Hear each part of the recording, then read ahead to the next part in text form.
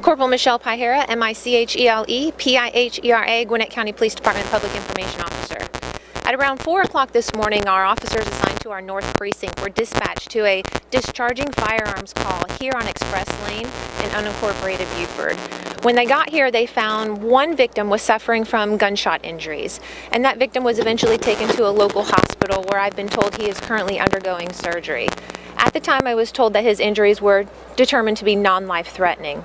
Fast forward about 3 hours, our officers were out here processing the crime scene, and that's when they located a second victim. The second victim was just beyond the power lines in the linear feature behind me, and the victim was found inside a vehicle. Don't know the make and model of the vehicle just yet, but that victim is deceased, so we're treating this as a homicide investigation.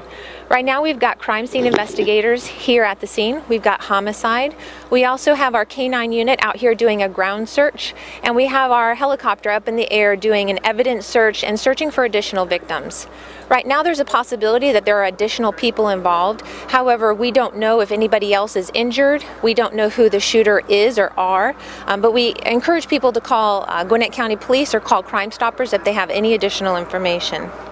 We know right now that the shooting probably happened at the end of this cul-de-sac at the clubhouse. And after the shooting took place, that is when the deceased victim ended up in the power lines. We don't know if he was driven there or if he ran there, but he ended up in a vehicle beyond the power lines.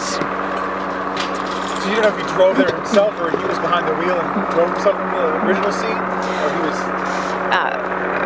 Because I don't know exactly where the deceased victim was found inside the vehicle, I don't know if he drove himself to that location or if he was driven to that location. Can you tell us any information about him? What kind of age range, anything like that, the deceased?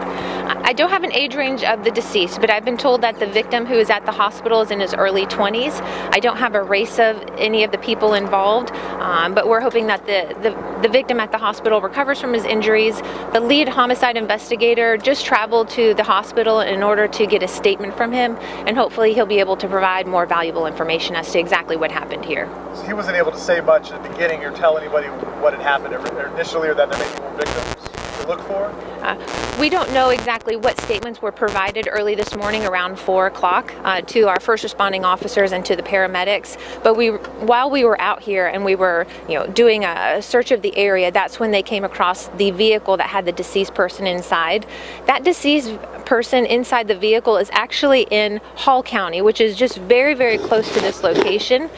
So we're working with Hall County Sheriff's Office in order to process both these scenes adequately. Was it one of your guys who found the car and the deceased, or was it one of the deputy, or? I'm not sure. Somebody else called it? Okay. Yeah, I'm not sure. You may have said this, but what makes you think that there are maybe other victims or people involved? I can't go into that. Okay. Yeah. But you're actually looking right now that the sun's up. I mean, this kind of a, I guess, really wooded area and a huge crime scene area. I mean, there's really possibility there could be more people out here, or you don't know, I guess? Right now, we don't believe that there's any other people, any other victims who are inside the power lines who are deceased. However, we want to make sure that there's nobody in the power lines who does need medical treatment. From this location to the location where the body was found inside the vehicle is probably 200 to 300 yards. Any word on this deceased person shot, how many times, or where, or anything like that? I don't have that, no. But they're really able to connect it pretty quick that that these were connected and that the shooting took place down here. We feel very confident that the victim here at the clubhouse who had that non-life threatening injury and the deceased person who is beyond the power lines are related. So the clubhouse, were they inside? What was going on? Do you know anything? We believe that the shooting occurred outside the clubhouse. Based on the looks of the clubhouse, it's probably just a storage facility and restrooms. I don't believe that it's an extensive building. It's like a pool house. Yeah, I think so. Do they live in this neighborhood? Do you know? I don't know that. Any of these homes connected to it? Or I guess there's only one home. That's the clubhouse there. Okay. We don't believe that house is related to it. Okay, and that is just, okay. Yeah. Any weapons been recovered? I can say that we have recovered some evidence in this investigation. absolutely. Okay. I can say that we have recovered some evidence in this investigation, but I can't go into details, specific details as to exactly what was recovered. So this could possibly be victim and a suspect, or suspect. I mean, two parties that were shooting each other. Can you say anything about that yet? I mean, right now it's too early to tell if we have two victims of a shooting, or if we have the shooter and a victim, or possibly even two suspects and there's a different set of victims out there. Right now we just don't know how all these players are related, but we know that they are related to this one criminal incident.